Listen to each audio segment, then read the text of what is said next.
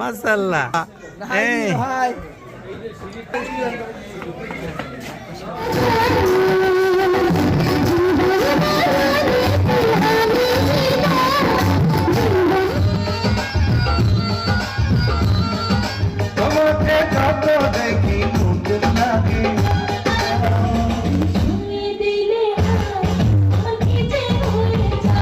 আমাদের YouTube site visit করুন @সময় খবর/বিডি লিখে। আমি আবার বলছি @SOMOYKHOBOR সময় খবর/বিডি। সেখানে 4K রেজুলেশনে সংবাদটি সম্প্রচার করা হয়েছে। থ্যাঙ্কস ফর ওয়াচিং সময় খবর।